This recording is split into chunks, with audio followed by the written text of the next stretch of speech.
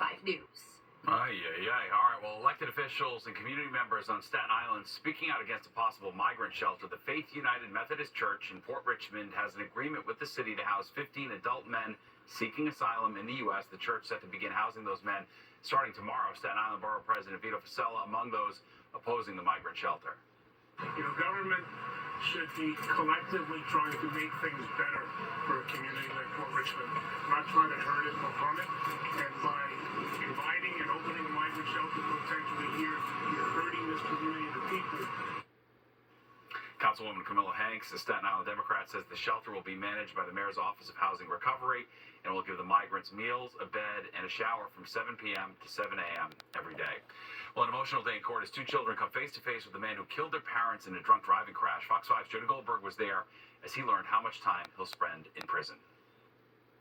Hugs can only do so much to help heal broken hearts, as the Urania family that was once whole is now torn apart. To Ismina and Odalis' loved ones here today with me, I am truly sorry for your loss. Ismania and Odalis Urania were bright lights dimmed too soon due to selfishness, according to prosecutors who say Soterio Spanos didn't care about anyone but himself when he drove 100 miles per hour drunk last summer, killing the couple on their way home from a dinner date.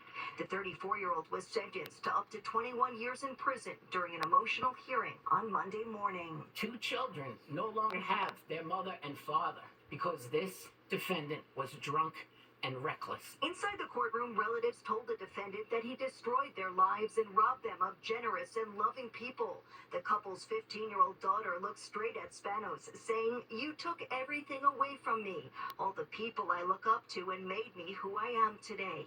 The girls are now being raised by Ismania's sister, Chris Mary Rodriguez. The way myself and my siblings decided to raise our kids was as one. Their old siblings, not knowing that we were preparing them for this day. As Rodriguez addressed the court, she held a lock of hair, saying the crash was so horrific.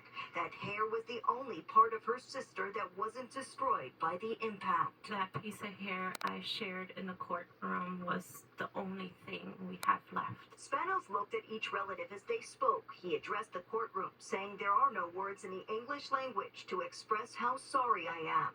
His attorney says his client struggles with addiction. In 32 years of doing criminal defense, I don't think I found somebody to be more remorseful and accepting of responsibility. The judge expressed sympathy for Spanos' struggle, saying alcoholism is an addiction, but driving is not, and there were other choices he could have and should have made. While Spanos will one day get out of jail, the Urania family says they're the ones left with a life sentence. In Mineola, Long Island, Jody Goldberg, Fox 5 News. Well, today marks 30